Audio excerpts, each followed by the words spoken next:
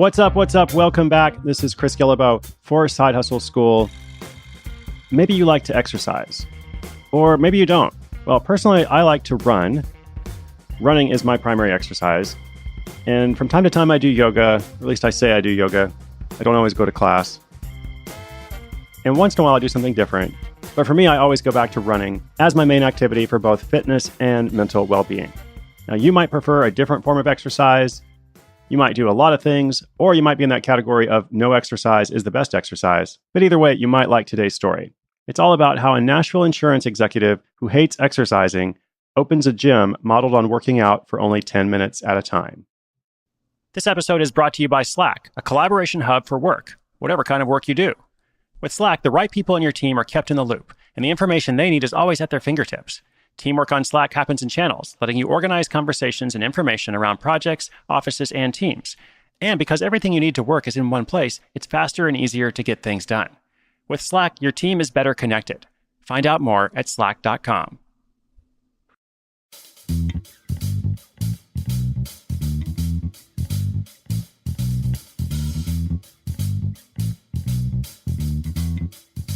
Today's story comes from Josh Jarrett in Nashville, Tennessee.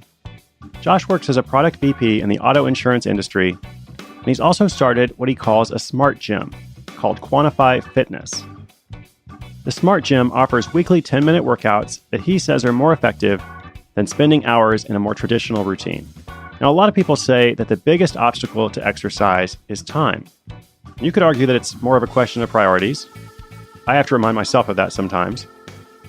But the point is, there's often a gap between how much exercise people get and how much they would like to get. Well, Josh was in that group of people who really didn't like to work out at all. He saw it as a means to an end. He wanted to be healthy. He knew it was important. He had 3 young children and needed to keep up with them. But in his quest to find the most optimal workout, he adapted a model focused on high-intensity, short-duration exercises.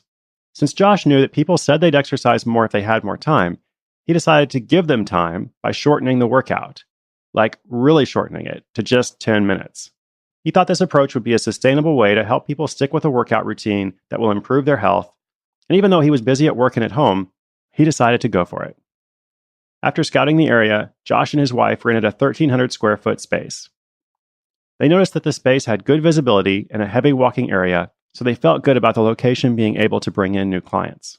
They also bought or leased all the equipment they needed: a climber, a hydraulic trainer, as well as gear for recovery, like an infrared sauna.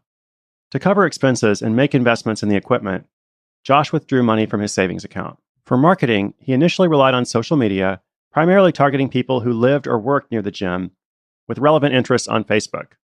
Then, once they opened, the local ABC News affiliate did a story on them, which helped drive in new clients. They also experimented with print advertising, but they didn't see great results from it. What worked better was a referral program that gives the referrer incentives like a free sauna session, a free workout, $100 off health and supplement purchases, and so on, all for referring their friends. It was so successful that most of their clients actually come in through word-of-mouth referrals.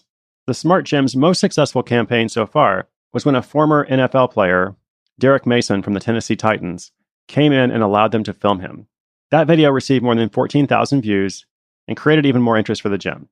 To make that happen, Josh contacted an advertising rep he knew for the local ESPN radio station where Mason did a show. He knew that people were skeptical, but he thought if he could get a former professional football player who was widely known and popular to try it and walk away impressed, it could help build credibility. Derek agreed to visit, and after being pleasantly surprised, agreed to do a radio endorsement. So how is the Smart Gym working out? Well, for the first 6 months, Josh and his wife ran the gym themselves. He puts in a lot of hours there, but since it's open by appointment only, he doesn't have to be on site unless someone schedules. So he's able to work it in with his day job, and they recently brought on their first employee to also help out. Clients pay anywhere from $169 all the way up to $600 a month, depending on what they sign up for.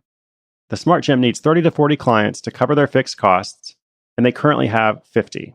Based on these numbers, Josh projects that the gym will do over $100,000 in revenue this year, and they just started to pull ahead on the profit side. His goal is to get to 150 to 200 clients, and once that happens, they plan to stop taking new clients and begin a waiting list for them to make sure that service doesn't suffer. Then at that point, they can decide whether to open more locations get investors to do something larger, or keep it as a side hustle, and just enjoy the results of making money while helping people accomplish their goal of exercising more in less time.